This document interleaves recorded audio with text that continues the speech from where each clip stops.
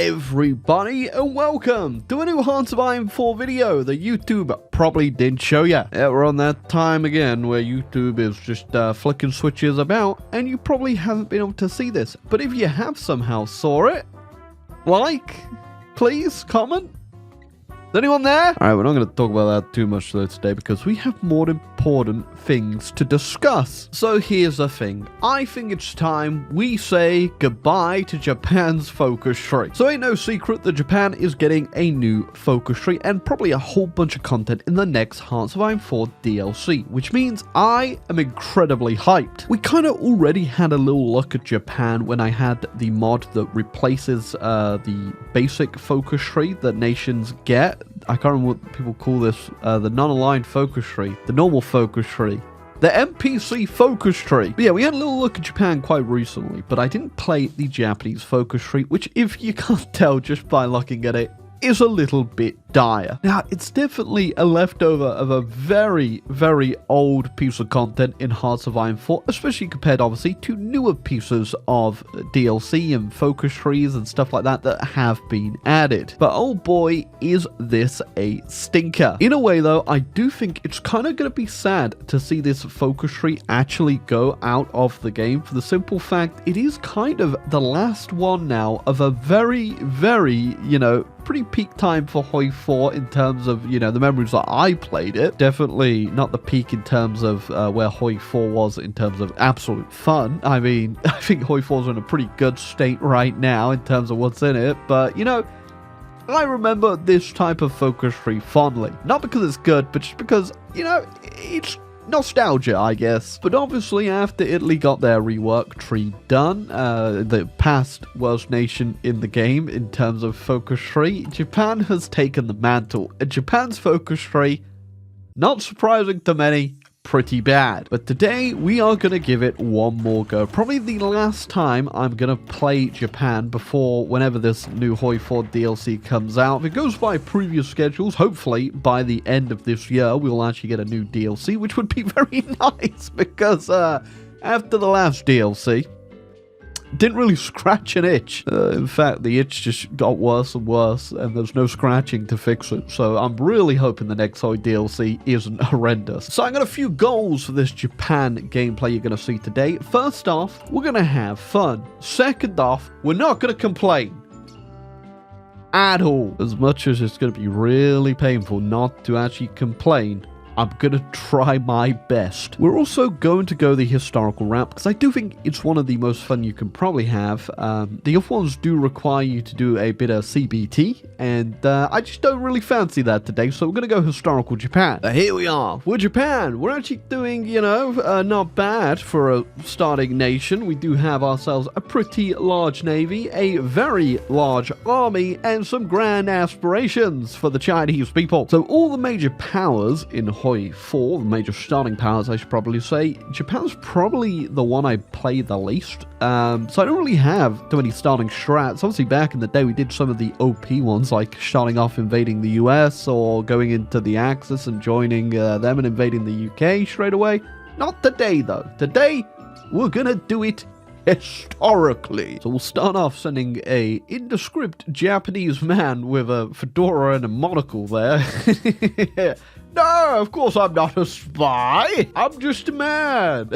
A normal man. We're going to go send him over to Nanjing over there and get ourselves working on a spy network. So I don't have too much in terms of a plan set up. As one man once said, I do have concepts of a plan. And first step of that conceptual plan is obviously getting ourselves a collaboration government on the Chinese. These will be able to capitulate them a lot easier. We're also going to rework this starting template for the Japanese. That is a little bit too many men in one division, and I'm just going to whack some artillery in it, and that should be good. I guess the reason some people don't like playing Japan, if it's not for the focus tree, not that I don't like playing Japan, I love playing Japan because I would never complain, but I guess a specific reason why some people might not like them, not me saying this, is that obviously you do need to do a lot of Navy stuff, a lot of naval invasions, and deal with a lot of annoyances for other people, not me. So I'm also going to get to work on actually building up the Navy as well, reworking that. We do obviously start off with a pretty good Navy, and that should be good enough to destroy the AI, but we're also going to have to get range because I plan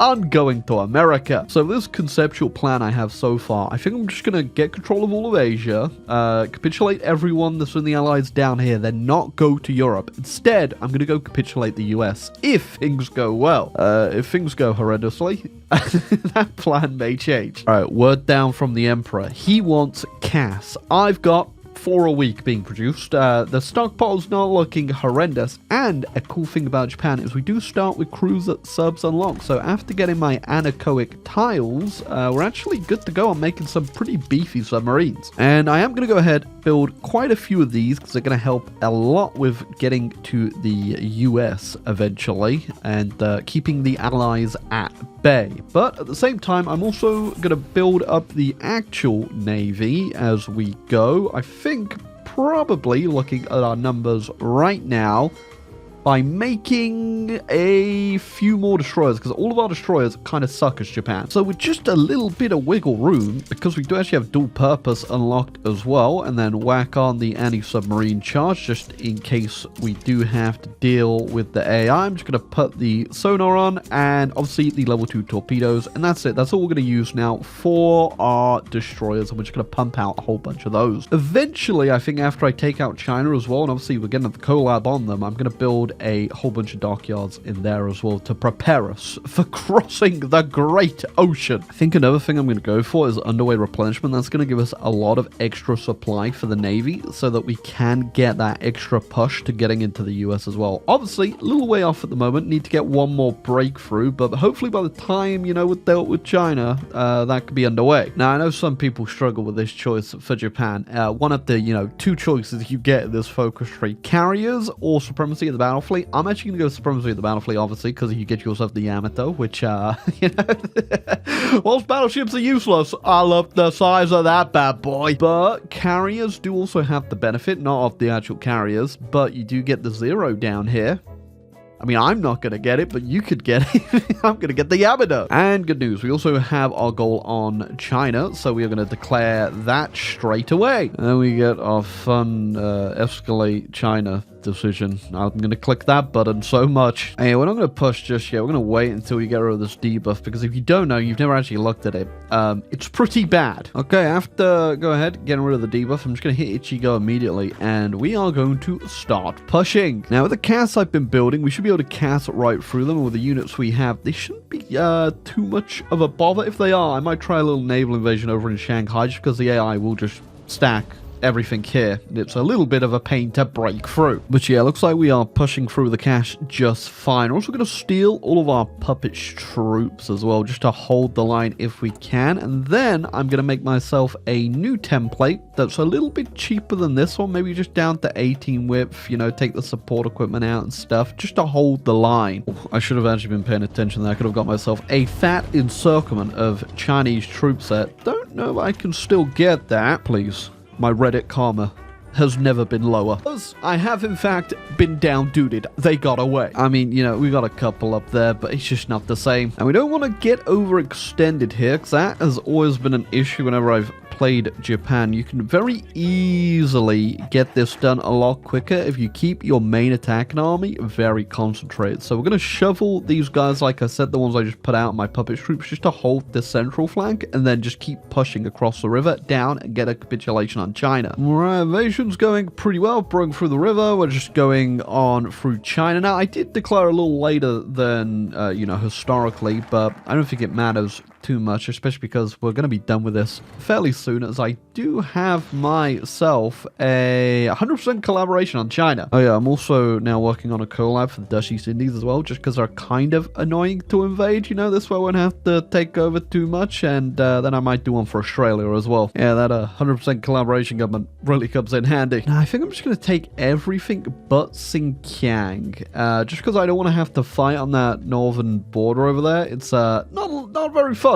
I reckon. So I'm just going to ignore that. And then we'll just, you know, we'll puppet Xinjiang up there. You know what? In fact, no, we'll puppet Communist China up there just for the hell of it. Now, we could release our collab government in China. I'm not going to do that, though, because I do want to just control them directly for their resources and all of their factories. But I will wank them down civilian oversight just so we don't lose too much of this compliance. And, you know, we're going to make the most out of China here. Now, with the Chinese industrial might and all these extra factories, I think we're ready to just go straight in on the allies. I'm going to get a couple planes out and put the troops up, build supply where it needs to be, and then we are just going to go straight in. Got my goal on the Philippines from the focus tree. I am going to wait till I get strike on the southern resource area as well. We're going to declare them both at the same time, just so, you know, we need to keep the pace up here, because if things start going horrendously in Europe, we're going to have to change my conceptual plan very quickly. But I'm hoping if I just keep the pressure on here, get all of Asia capitulated, we should be good to carry on our Operation Blow Up the Statue of Liberty. Operation Dump the Files. Operation, I swear, Your Honor, I was never on the island. I'm guilty of this too, but a lot of people don't even do the Philippines one because it's kind of funny. You can just get the bypass the Philippines. It gives you a transport model research bonus, which is kind of pointless. Or you could just secure the Philippines, and either way, you can just bypass the Philippines. You never have to actually declare on this. I'm obviously going to, because I want the historical gameplay. Wait, when I say historical gameplay, I don't mean, please don't introduce me to the sun. Hong Kong secured. Now I'm going to take these units that were not the template we're actually using. We're going to change them over, put them in the main army, and hopefully push on through India. Also, yeah, I have been Civ greeting this entire time, so economy looking pretty good. It does also mean I can trade with the Soviets, but it looks like the US is being a little bit of an annoyance over here. I did completely forget to invent the radar, so I'm gonna have to figure something out here. Turns out fuel, a little bit of an issue for Japan, but don't worry, I've got a plan. I'm gonna turn China into a petrol station. So I just encircled 9 Iranians in Burma. Oh damn, they just capitulated real damn quick there, and we are straight into India. I'm hoping this doesn't get bogged down because I'm noticing it's already going horrendously in Europe. Like, so horrendously, the Soviets are in Greece. Always got to appreciate my Chilean compañeros down there for doing the stupid focus where they just get involved and declare on me. I thought that was the Soviets, and I heard the declaration sound and thought it was over. Capitulated India, and I'm really hoping this was gonna change something, because it's looking bleak. I having to do a small detour from what I said I was going to do, which was go capitulate all of Asia, because Europe is falling. I'm still going to plan on doing this at the same time. I'm just waiting for my support equipment to go up, as I don't have any at the moment. I'm imagining because my submarines have probably absolutely crippled everything around this area, we shouldn't have too much resistance. I don't imagine there are any allied troops, bar the Filipinos, actually here defending. So let's pray, huh? And that will obviously be the same for everyone else I am raiding down here. Well, I guess meanwhile my actual main army has it's made it to the Mediterranean. I hate when the game does that. I looked at that name, I was like, when did Yemen get a battleship? But that's just the British Navy on top of like a Yemenese Navy or something. Oh, it's Oman. Oman's got a navy. Oh, they did not blow the Suez. Okay, that's great. That means my subs now have access to the Mediterranean, which means we should hopefully try and cripple a bit more of the supply here, especially, you know, for a few issues like the Italians. Maybe the Germans could make a bit of a comeback here, or potentially it's just over. Oh, if I'm super unhinged, I guess I could re-naval invade and take out France. I'm gonna have to do it, aren't I? Okay, but first we're just gonna get a bit of Africa secured here. I'm not gonna go too deep down. I've got like my puppets troops here just in case. We're gonna garrison that and then just keep pushing west, and I guess we're going into France. My Marines as well at the same time. Probably won't show this too much because I'm doing a little bit of this, a little bit of that. I got the finger in too many pots. But at the same time, I'm gonna get my Marines, try and capitulate all these guys down here finally. If this fails to stabilize the situation in Europe, we just may have to actually go in on the Soviets as well, which I really don't want to do. Turkey just joined the Allies, gonna have to run on back. This is how you know it is currently bleak. I had to throw my navy into the Med as well. It got completely beaten. I mean, it's not bad. I did destroy the Allied naval presence in the Med, but as you can see, I think we're going to have to limp home. I'm hoping, though, this will be enough to save this game. And also, yeah, guess what? We're naval invading in Asia still. Oh, I think I actually just capitulate Dutch East India straight away there. Nice. That is why you do collab governments again. I'm 96k guns in the hole right now. And, yeah, I'm making 587 a day. Thank you, Regno Del Sud, for the 12k. That should actually put, a noticeable dent in it. I am making one hell of a last push here to just try and stop them capitulating, but I don't think there's anything I can do. The feeling I'm going to have to declare on the Soviets, aren't I? The Germans are barely hanging on there. I got a little bit of their land back because I asked for military access. We're not in the faction, but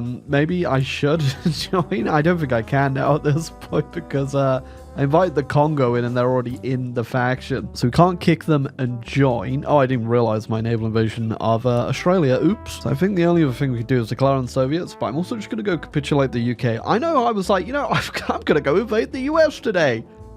That didn't happen on this game where I've just been desperately, you know, trying to tread water the entire time. Apparently been sent a bit of a bone there.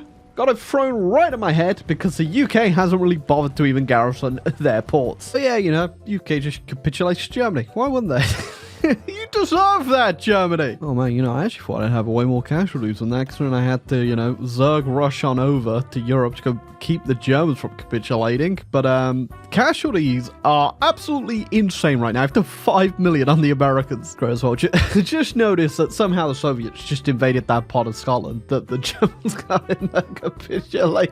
Well done! Well, you know what? I've decided I'm not helping the Germans no more. I'm just gonna go try and invade the US. Yeah, it's not quite the angle I was going to approach this US invasion from, but we're going to make it work. And hoping because there's, you know, 8 million less Americans in the world, that this might be a little bit easier than usual. Germans, you know, I gotta hand it to them. They're still going. And, you know, it's a little precarious in a few situations.